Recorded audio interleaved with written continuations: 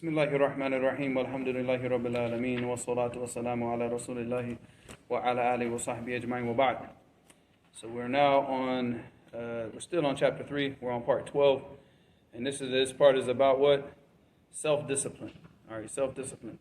And self-discipline basically is making yourself do the things that you have to do even though you don't want to do them.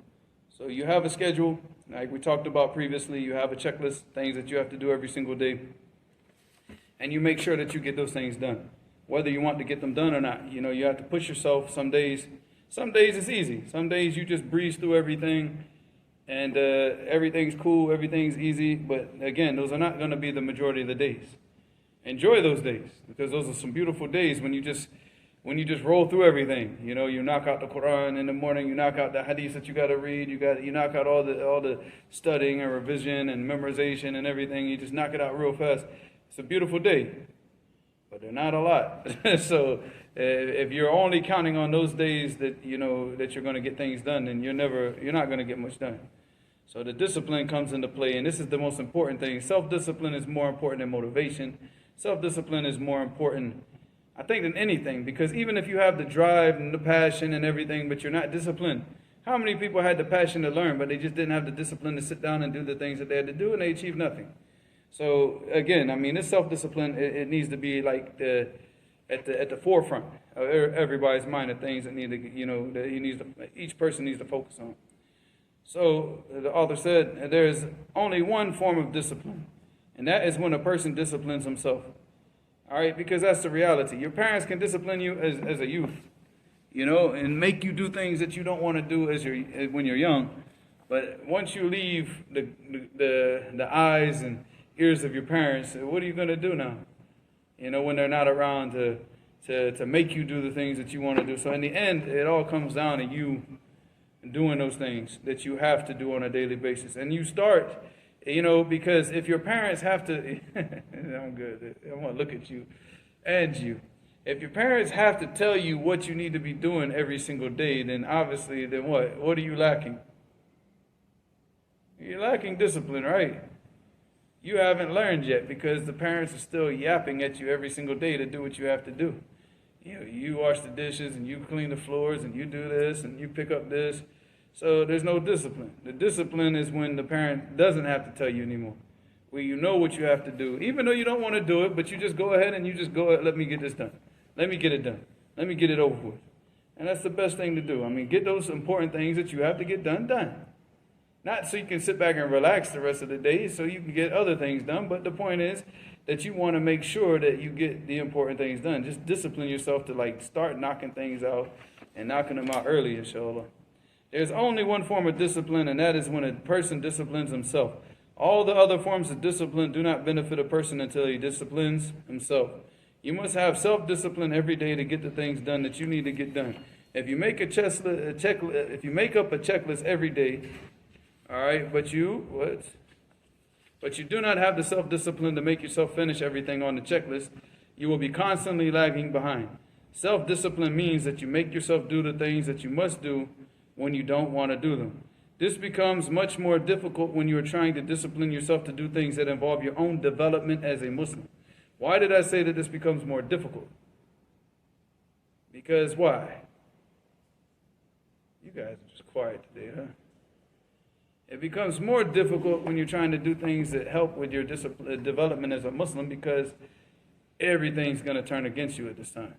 If you're sitting there focusing on the dunya, or focusing on something, just silly things, and disciplining yourself to, I want to be like the #1 basketball player in the world, things that benefit you nothing, are only going to benefit you, maybe benefit you in this dunya. Maybe. Chances are they won't even benefit you in this dunya. How many #1 basketball players in the country, they're broke now, and they probably work at Walmart or Amazon, or they didn't even make it to the NBA. They didn't make the millions of dollars. So even that type of stuff is still, you're gambling with your life, and we don't gamble, So, but when you start to try to focus on yourself and focus on becoming a better Muslim, Shaitan turns against you, the people turn against you, and you next thing you know, you end up with way more enemies than you have friends, and you never expected that. Because before you got along with everybody, but now once you start to try to become a better Muslim, And then you start to look at the Quran, the Sunnah, and you try to start practicing the Quran and the Sunnah. Next thing you know, you just look around like, where did everybody go? Everybody's gone. So Allahumma musta'an. That means that there's not going to be a person standing over you with a stick to pop you every time that you get lazy. You have to be your own boss. You have to make sure that you get those items checked off your checklist every day. You have to pressure yourself. It's got to come from you. And obviously the most important thing has got to be from isti'ana billah, that you seek assistance with Allah subhanahu wa ta'ala, because if Allah doesn't assist you, again, you're going to fail anyways. If you do not possess this self-discipline, like 98% of the people, it should be 99.5% of the people in the world today, you better begin developing it. The only way you can develop it is to make yourself do certain tasks every day, and make it that you cannot use your phone or talk with people until those tasks are done. Over a period of time, around 90 days, you will develop a habit. Once the habit develops, you just have to maintain it. And that's always been the case. Like you see, like if you ever want to start trying to do something, you always, make goals. Don't try to make all these, in the beginning I'm talking about. Make all these goals for the next 20 years and I'm going to achieve it. Yeah, akhi, make goals for the next 90 days. Let's just focus on these 90 days and let's see what we can achieve in these 90 days. And try to discipline yourself, because 20 years is a long time to see the results of your goals. And who's to say that you're going to live that long? Who's to say that you're going to live 90 days? But you definitely got more of a chance of living 90 days, inshallah, than you do for 20 years. So it's just, just look at it like, the easiest goals, where you can see the most achievement in a smaller period, 90 days. So just focus on in the beginning, starting to set the goals like every 90 days. And then you can start setting bigger goals that last longer, that take longer. You could start up like a 5-year plan, a 10-year plan, and all this. But right now, in the beginning, all you want to focus on is just like, let me make some changes in my life. If you're not reading the Quran every day, so start reading the Quran every day and focus on just this alone. You don't even need a whole checklist. The only thing on your checklist should be what? Read from this surah to this surah. That's your checklist for today, for the next 90 days. You don't need to do anything else. If you're like my age, you probably need to put stretching on there, because obviously as you get older, you need to stretch and do things like that. But right now, you're just focusing on that one thing. After those 90 days are up, now you can add another thing to the checklist. All right, now you want to start memorizing. Now you've gotten in the habit of reading the Quran every single day. And maybe you want to start reading hadith, or maybe you want to memorize a matan, maybe you want to start memorizing smaller surahs, whatever the case may be. Next thing, that's your next item on the checklist, and just do it little by little. And keep adding things little by little, and just focus on 90 days at a time, inshallah. All right. Over a period of time, around 90 days, you will develop a habit. Once the habit develops, you just have to maintain it. But be careful. If you do not naturally have self-discipline, as soon as you let your guard down, you're going to fall back into your lackadaisical, lazy ways. That is why the checklist is so important. The checklist reminds you of the things that you have to get done. Because you are putting the things that are important to you onto that checklist. This is what I'm working to achieve. Now, of course, you have a big goal in mind. Let's say that your major goal is to what? Your major goal is to memorize the Quran or to learn the Arabic language. For now, this is like a small goal, but it's a major goal right now. It's going to take 2, 3, 4, 5 years of your life. So if you're just focusing on the Arabic language and memorizing the Quran right now, and you say, okay, this is all I'm going to focus on for the next 3 years. I want to get really strong in the Arabic language. I want to memorize the Quran. So and break that 3-year plan or 4-year plan or however long you plan to take to memorize the Quran and study the Arabic language, to get proficient or efficient in the Arabic language, and break that down into 90 days, and keep setting goals for every 90 days. And you have the checklist that's daily. It's reminding you of what you're working towards, reminding you of what's important to you every single day that you look at it, because you forget. Because you see, if you get too caught up with the people in the dunya, they're wasting their time. And they make wasting their time look appealing. Because the people like you see on social media, it looks like they're having fun, right? These people aren't happy in their real lives. And that these are little clips of like little seconds of their life where they were actually happy for those seconds, and they took a picture or some stupid video and they put it up and to show the people like, well, this is what their life is like. No, it's not. These people are depressed. The majority of these kuffar in America, look how much they drink. Look how many drugs they take. I'm not talking about drugs like, street drugs. I'm talking about like pills and things like this because they're depressed. In fact, it's one of the main topics that they talk about all throughout social media is what? It's depression.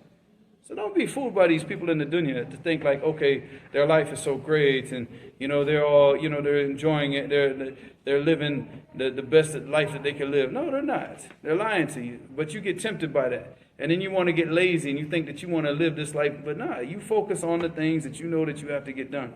The things that are important to you. And that checklist, those goals, and constantly looking back at that and reminding yourself of the things that are important to you, inshallah. All right. So as soon as you let your guard down, you're going to fall back into your lackadaisical ways. That is why the checklist is so important. You might be able to lie to yourself, but that checklist will not lie.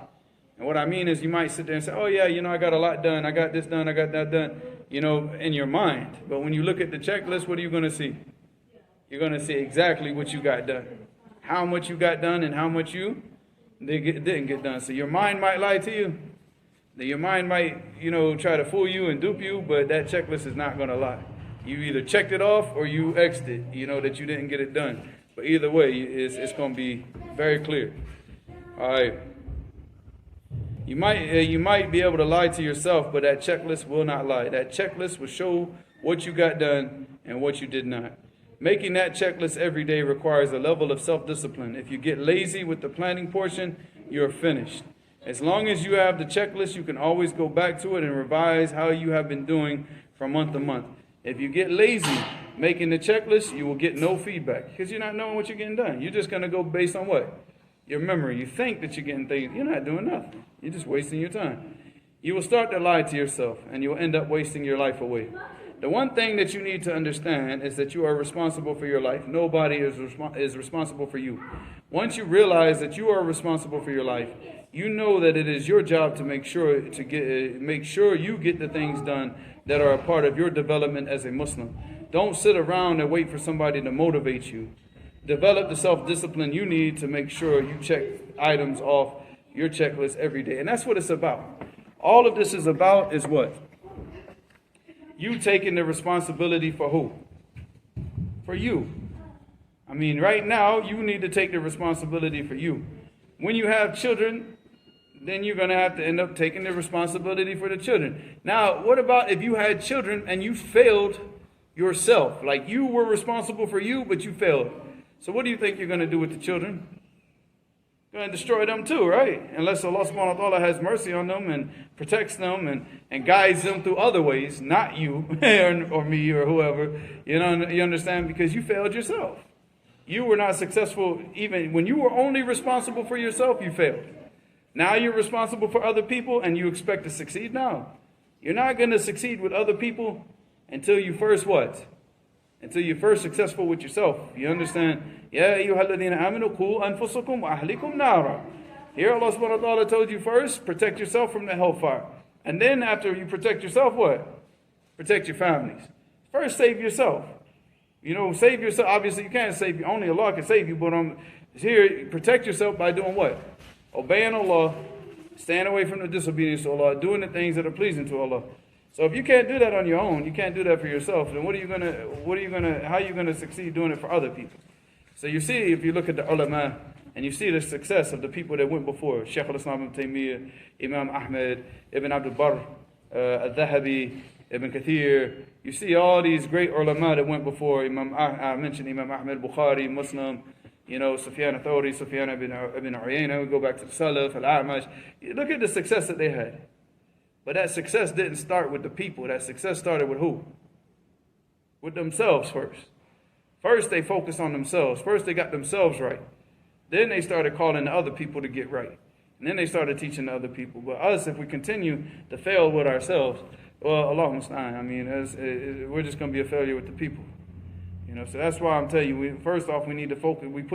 Make our primary self our focus first.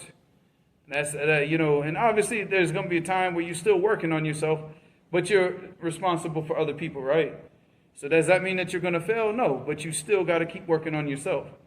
You still got to understand that, okay, even like, for example, I'm an imam in a masjid.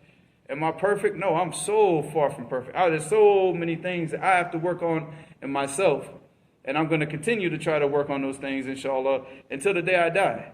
It's not going to stop. I'm still going to be working on myself. But, at the same time, I also got to focus on the people because I've been put into this position, and it's a responsibility. But that doesn't mean that because I'm now focusing on the people, that I forget myself. No, you got to still focus on yourself and your own development, because if you're not developing, guess what? The people around you, what? They don't develop. Because you can't call to something, you cannot motivate the people and get the people hyped up and riled up to do things that you're not doing yourself. If you're the one that you're focusing on your own development, you're focusing on trying to get more knowledge and trying to do more things that you're supposed to be doing, trying to memorize the Quran, trying to memorize Hadith, trying to do these things, and working hard every single day to improve yourself, you will motivate the people around you naturally, even if you don't even talk. But if you're not doing those things and then you try to motivate the people, even if you have the most beautiful words, you won't be able to do it. Because you're not. You're an imposter. You understand? You're fake. It's not real. It's counterfeit. And the people, sooner or later, they see that. So, the thing is, you got to be real. We all got to be real with ourselves. All of us. And focus on making sure that we discipline ourselves and we start developing ourselves. Don't worry about what the Joneses are doing. Don't worry about what this person is doing and that, because this is what's destroying everybody right now. Everybody is so concerned about what? The other person. What he's doing, what she's doing, what he said, what they said, what they're doing, that's not your business right now. Your business right now is developing yourself, making sure that you're in line with the things that you need to be doing. That you discipline yourself to do the things that you need to do every single day, that Allah commands you to do, that His Messenger commanded you to do. And then, when you go to advise the people, and now that you've worked on yourself and you developed yourself, now you're still going to be working on yourself. Even if you feel that you've reached some high level of development, it doesn't matter. It doesn't stop. You're never finished. This job is what? It's never finished.